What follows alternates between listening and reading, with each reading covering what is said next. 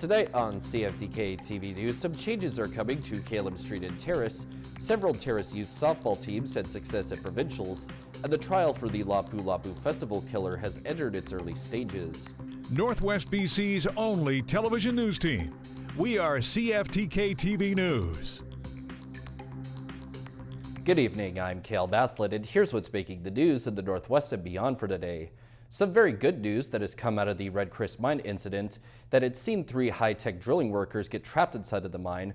But late last night, the men who were publicly identified as Kevin Coombs, Darian Maduk, and Jesse Chibati have safely made their way to the surface.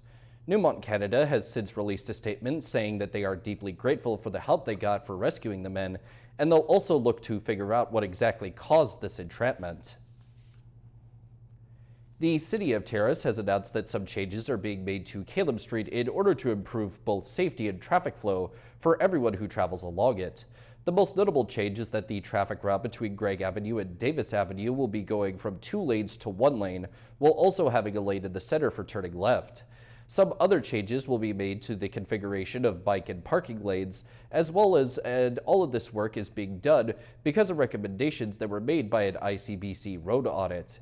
And while this work is taking place, the city has asked drivers to use the single straight lane when turning, as that is not what the bike and parking lanes are for. And in local youth sports, a trio of Northwestern softball teams were recently able to obtain a lot of success at the provincial level. Provincial Championship weekend recently wrapped for BC's youth softball teams, and a pair of local representatives managed to go all the way in their respective age groups. Terrace's under-15 boys team was able to conquer their portion of the tournament, while teams from the city in the under-13 boys division arguably had even more success, as the Terrace Stellar Jays came in second and the Terrace Vikings placed first. And scoring wins like that have created memories that will likely last a lifetime for the young players. I felt pretty amazing, one of the best moments of my life. Probably my favorite team by far. We played hard, came out strong, and in the final one, all of us were all tired and stuff because we just played a game before that, but we came out strong and came out with a gold medal. But a victory of that magnitude was also probably quite vindicating for coaches like Kyle Howard, since he is the president of the Terrace Minor Softball Association, meaning that his responsibilities go far beyond just getting his team ready. I oversee everything. We have a fairly large board full of different volunteers, everything from sponsorship to treasurer to registrar. I oversee all of that, basically from the startup of our season, extra planning for training, player development, coach development, different clinics, tournaments, and everything in between. Another similar tournament is set to take place in Prince George before long, and all 3 of Terrace's under-13 provincial teams from this year will join forces to create one big team with the hope that they'll find similar success once again. For CFTK TV News, I'm Cale Maslin.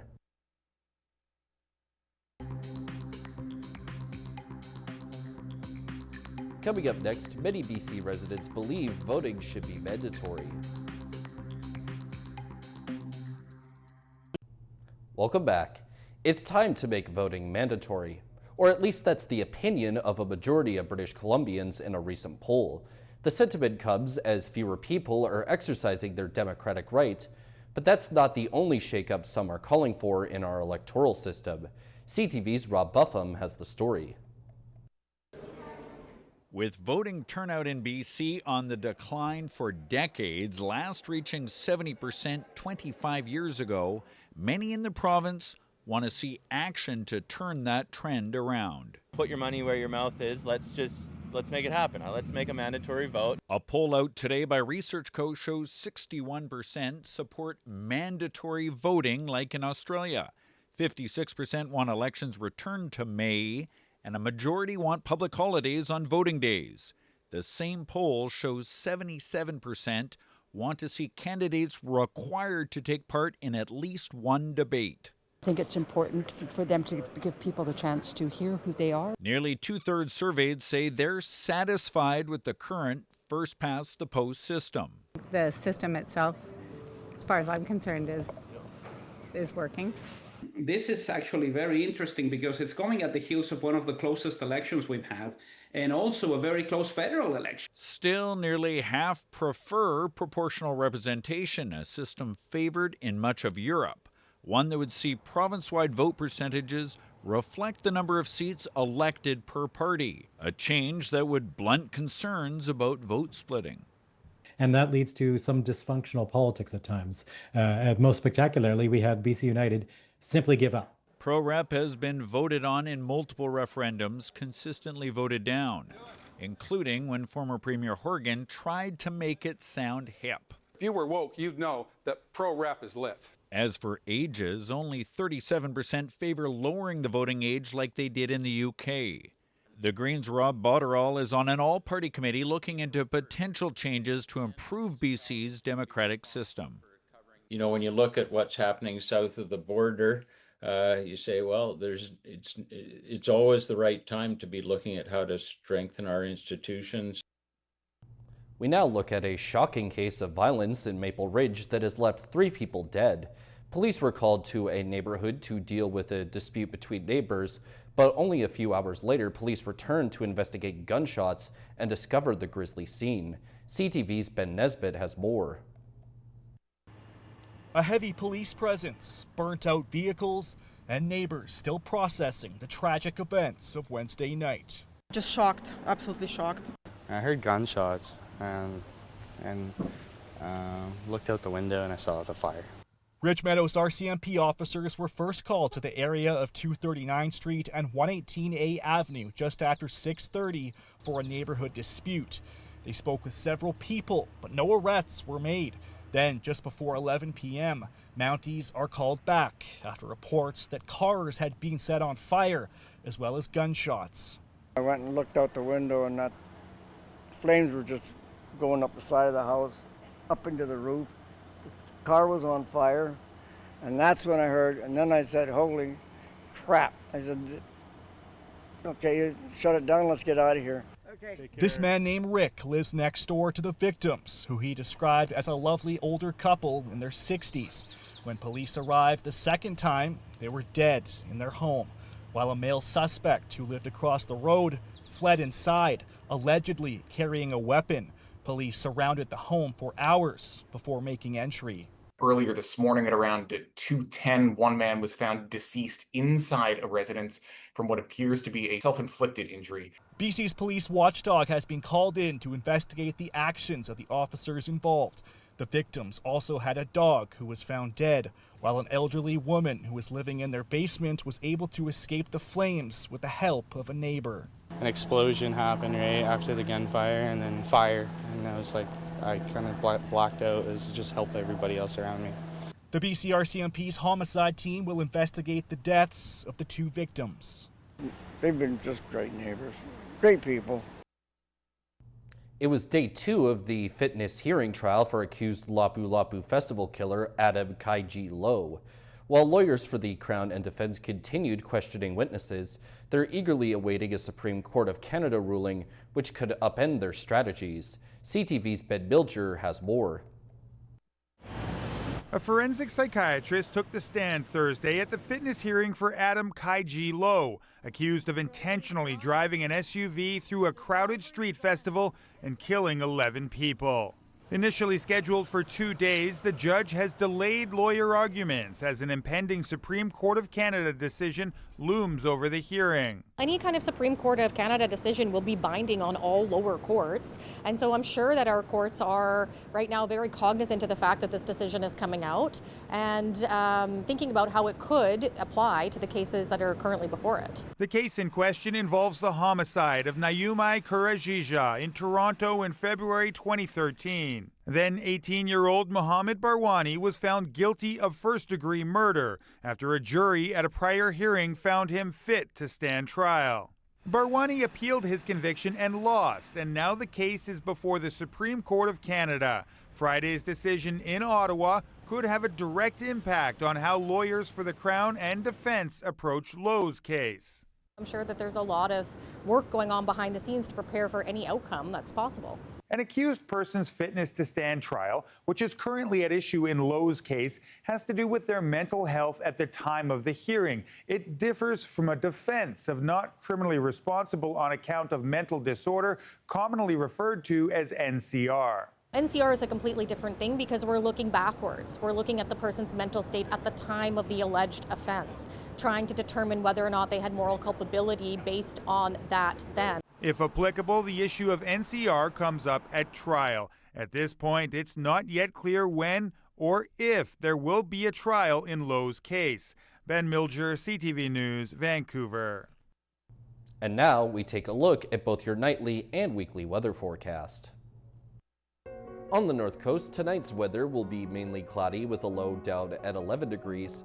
And as for the upcoming week, that is likely to see a whole heaping of clouds for the most part, while the high sits at around 18 and 17 degrees. In the Terrace Kitimat area, tonight expects to see a chance of showers and a low of 12 degrees, with the rest of the week likely to see mostly mixed sun and cloud conditions, if not outright showers, and their high should shift from 19 to 27 degrees. And in the Bulkley Valley and Lakes District, the nightly forecast for them is expecting to see a chance of showers with their low at 6 degrees. And as for their upcoming week, it should start with a chance of showers before the sun reemerges for a bit, with the clouds then at least partly coming back at the end, while the high bounces between 22 and 30 degrees. Checking out the highways now, visit Drive BC for the latest and up-to-date conditions, and as always, drive safe out there. Highway 16 has construction work, bridge maintenance, utility work planned, road maintenance work planned, paving operations, line painting, more maintenance planned, and road construction work. Highway 37 has bridge construction, bridge maintenance, crack sealing, roadside brushing, and road maintenance work. And Highway 37A is still dealing with falling rocks between west of Mesianen and east of Stewart, plus road sweeping and paving operations. And this is what the roads were looking like this afternoon around the region from the View of the Province's highway cams.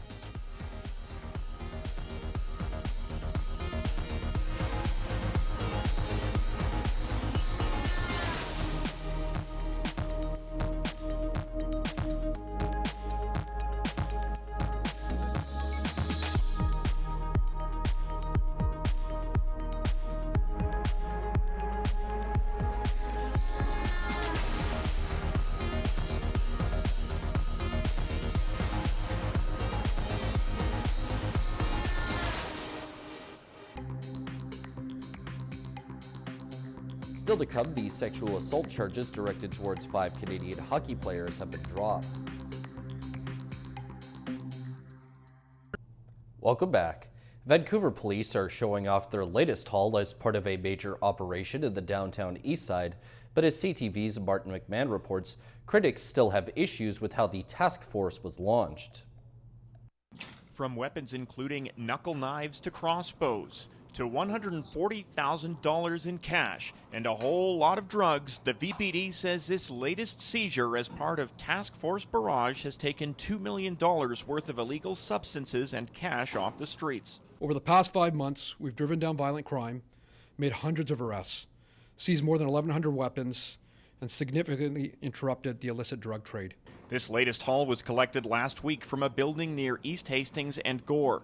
Beyond the seizures, 19 people were taken into custody.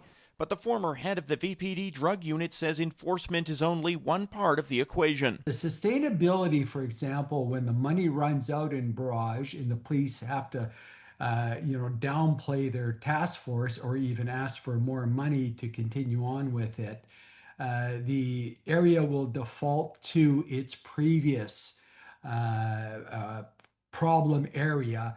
Task Force Barrage has been controversial. It has faced allegations of arrest quotas and criticism Mayor Ken Sim bypassed the police board to approve the $5 million operation. What's the point of having citizen involvement? What's the point of having citizen oversight? So I don't think the ends justify the means. It's not like it was such an emergency. It's not like it was something that everyone has not been aware of for a long time about the violence in the downtown east side. But while the task force has had critics, Inspector Gary Hare insists his team has remained focused. In regards to anything council-wise or funding-wise, that's not for me to speak on. So no distractions at all. Funding for Task Force Barrage remains in place until mid-August, but could continue longer than that, with Hare indicating he has watched spending. Martin McMahon, CTV News, Vancouver. Not guilty. That is the verdict from the judge who oversaw the trial of 5 male former members of Canada's World Junior Hockey team who had been charged with sexual assault. In her decision, the judge said that evidence given by the female complainant was, quote, not credible or reliable. CTV's Adrian Gabriel reports. The pressure-packed culmination of a historic 8-week criminal trial. Definitely been emotional for everybody involved. With the defendants arriving for decision day inside, the proceedings began with a recap of the evidence brought before the courts. Justice Maria Caracia opened by proclaiming that she didn't find the evidence of EM, the complainant, to be either credible or reliable. There were videos that were put to her. There was testimony of other hockey players. She was heavily cross-examined on that to raise some doubt about her credibility. During a brief break in today's proceedings before the verdicts were even delivered, the accused hockey players were seen smiling and hugging their lawyers and family members in the courtroom. While delivering her verdicts, Justice Caracia told the court that where EM had gaps in her memory, she filled them with assumptions. Going on to share that EM testified that while at Jack's Bar in London, Ontario, it was the players who bought her drinks all night, though video evidence shows EM purchasing multiple beverages herself. Previously, EM told the courts that on the night of June 18, 2018, she had arrived at a downtown hotel with Michael McLeod where they had consensual sex. Afterwards, McLeod then sent this text message to teammates asking who wants to be in a, quote, three-way. Multiple teammates arrived at room 209. EM alleged that she was, quote, manipulated and intimidated into remaining inside this hotel room. Though in her findings, Justice Caracia shared that she couldn't find any of the players guilty of sexual assault beyond a reasonable doubt. Former World Junior Team Canada captain Dylan Dubé and teammates Cal Foote, Carter Hart, Michael McLeod, and Alex Fermenton have each been found not guilty of sexual assault. McLeod has also been found not guilty of being party to the offense. We heard protesters scream for justice today. Has justice been served? Yes, I think that's what everybody wants. Everybody wants to see justice served here, and Justice Caracia has done a thorough and careful analysis and delivered a just verdict, and so that's what we've seen here today. As part of her reasons for her decision, Justice Caracia also added that she was satisfied that EM encouraged the men inside that hotel room to take part in the sexual acts and even became upset when they declined her invitation. Adrian Gabriel, CTV News, London, Ontario. The future of the Vancouver Whitecaps and where they'll end up playing in the future is back in the spotlight after the MLS commissioner said that BC Place won't cut it. CTV's Kevin Chirac has the latest on the efforts to keep the team in Vancouver. Here it comes for Ashley! From opening day 14 years ago at Empire Stadium to becoming a full-time tenant of BC Place.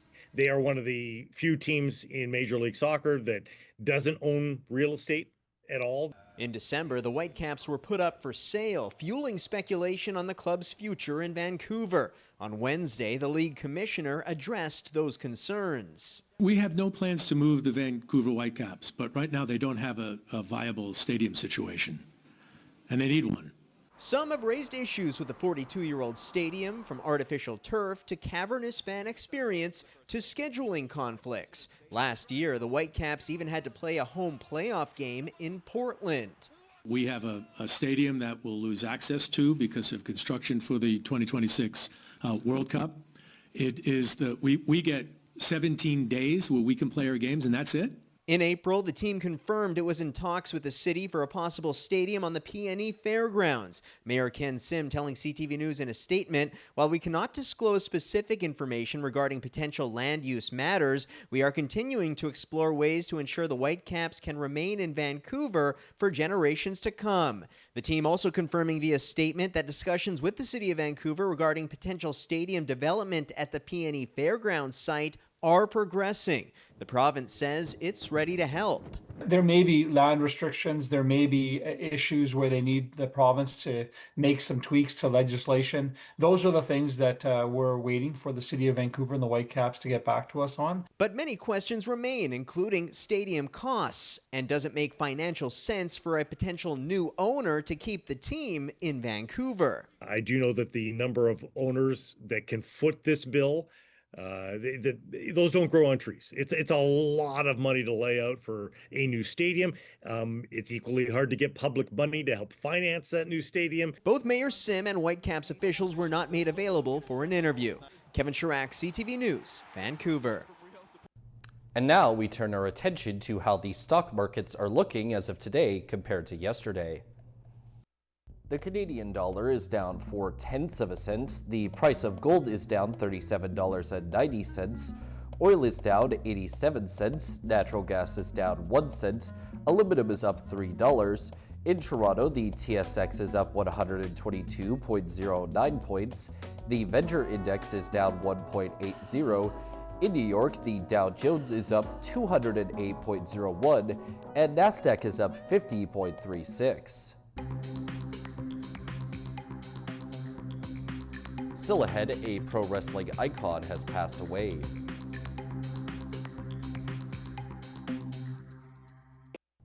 Welcome back. Pro wrestling superstar Hulk Hogan has died at the age of 71. Known for his larger-than-life personality and signature moves in the ring, Hogan became a household name and helped shape professional wrestling into a global phenomenon. NBC's Mark Barger takes a look back at the legendary life and career of the man who inspired Hulkamania. Long before he was the face of professional wrestling, Hulk Hogan was a professional guitar player and baseball pitching prospect. He made his wrestling debut in Florida in 1977. Just 2 years later, the wrestling world would be introduced to Hulk Hogan. The Hulk won his first world title in 1985, pinning the Iron Sheik at Madison Square Garden. Hogan skyrocketed to fame and Hulkamania was born, ushering in the 1980s wrestling boom. From movies, commercials, would be uncivilized, and TV shows. Hulkamania had become a worldwide phenomenon, with Hogan the industry's most popular character, becoming the first pro wrestler to appear on the cover of Sports Illustrated. In the mid-90s, Hogan would join a competing wrestling organization, Ted Turner's World Championship Wrestling, reinventing himself as a villain. Outside the ring, Hogan's fame included scandal, admitted steroid use, and an unauthorized sex tape that led to a legal battle and an award of millions. A WWE Hall of Famer, he returned to the ring in 2014, hosting WrestleMania 30 and celebrating his 61st birthday. Colorful and charismatic, Hulk Hogan will be remembered as a larger-than-life personality and a pop culture icon. Mark Barker, NBC News. Mounties in Richmond said officers secured a third conviction within 4 months against another illegal ride-hail operator. RCMP say officers secured a conviction against an unlicensed ride-hailing operator back on July 9th. Constable Frank Terrarip with the Richmond RCMP Road Safety Unit said it's clear that the courts are taking illegal ride-hailing very seriously, in addition to the heavy fines and penalties upon conviction. Terrapy says they want the public to understand the risks since unlicensed operators do not meet critical safety requirements, including criminal record checks, licensing, and insurance. That's all of our news for now. From everyone here at CFTK-TV News, I'm Cale Maslin, and thank you for watching. We will see you next time.